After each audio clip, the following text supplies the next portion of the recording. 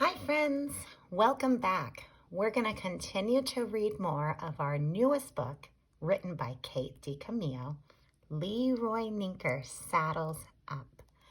Now we read the first chapter already, so let's do a little bit of a picture walk just to remind us what happened. The setting was the Bugeaud Theater. We had Leroy Ninker dreaming of being a cowboy. His friend Beatrice Leopoldini, who sells the tickets there, she noticed that all cowboys have horses. So she luckily had a solution because Leroy did not have a horse. She found an ad in a newspaper for a great horse for sale. Now Beatrice reminded Leroy that with horses you need to make sure that their teeth and hooves are in good shape. So Leroy had some pretty wacky dreams. He also had dreams of Beatrice saying, "Take fate in your hands, and then you must wrestle it to the ground." Now we're not quite sure what that means yet, but let's keep reading. Chapter 2. The next morning after breakfast, Leroy Ninker put his hat on his head and his boots on his feet. He consulted the ad for the Gisford Gazette. He read aloud the address of the horse for sale. "Route 16, third house on the left," said Leroy Ninker. And then he said it again. "Route 16, third house on the left," just to make sure he had it right. Self-talk. Leroy folded the ad back up. He put it in his wallet. He adjusted his hat. He was now prepared to take fate in his hands and wrestle it to the ground. He was ready to procure a horse. Leroy set out walking. The sun was high above his head, and the sky was very blue. As Leroy walked, he imagined that he was on the open plain. A car drove by. "Look, Mama," a boy in the back seat of the car pointed at Leroy. "It's a very tiny cowboy." Leroy stood up straighter. "I am a cowboy on his way to procure a horse," he said. "I am a man wrestling fate to the ground." Another car drove by. Someone threw a can out the window. The can hit Leroy Ninker in the head. "Dang nibbit," said Leroy. He stopped and took off his hat. He rubbed his head. "Don't get agitated," he told himself. "Just keep thinking about your horse." Leroy Ninker put his hat back on his head and started walking again. He thought about his horse.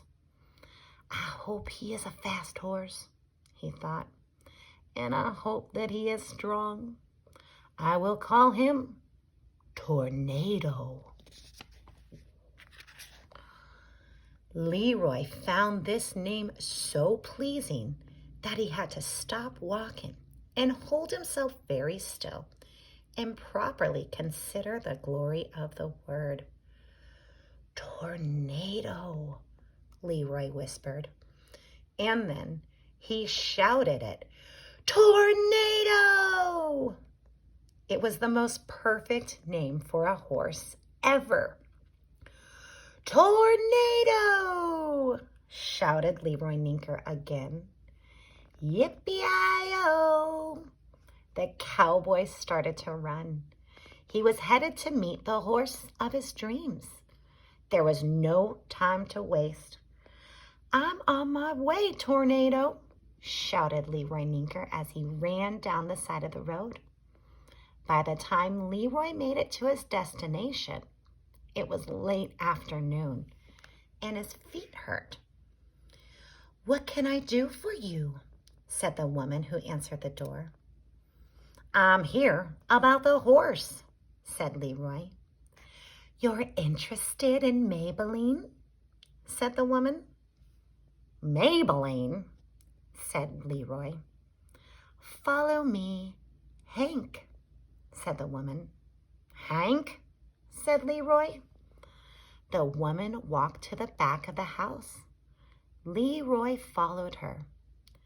Since you are asking, said the woman over her shoulder, my name is Patty Lamarck. Maybelline is right over here. Patty Lamarck.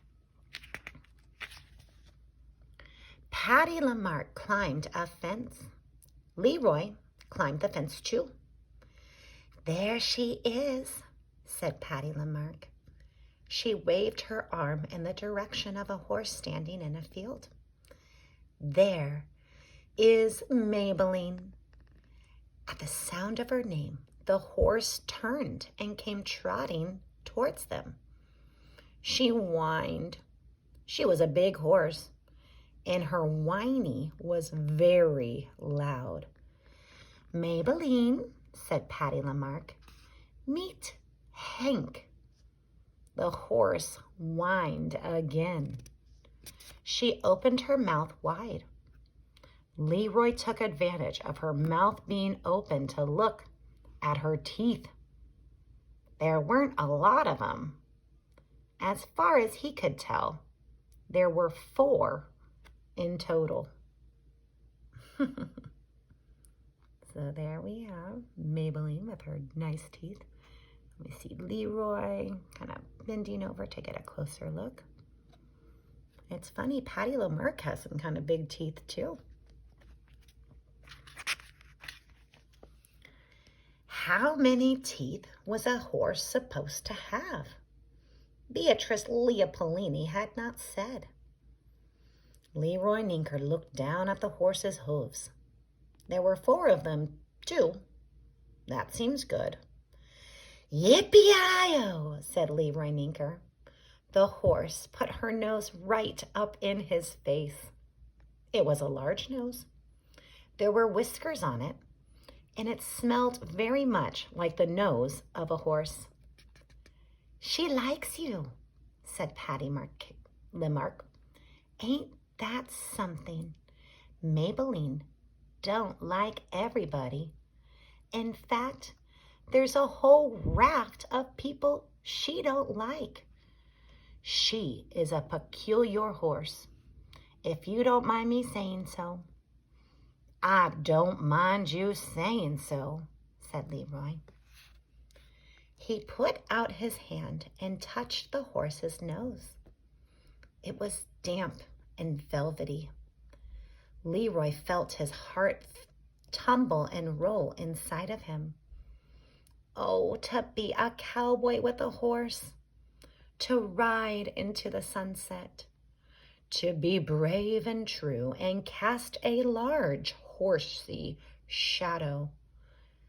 Maybelline, said Leroy Ninker. That's her name, said Patty Lamarck.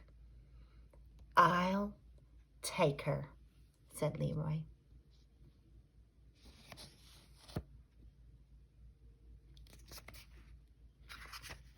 And that is the end of chapter 2. We'll look at chapter 3 again soon. All right, friends, we'll say goodbye to Leroy for now. I hope you're enjoying the book.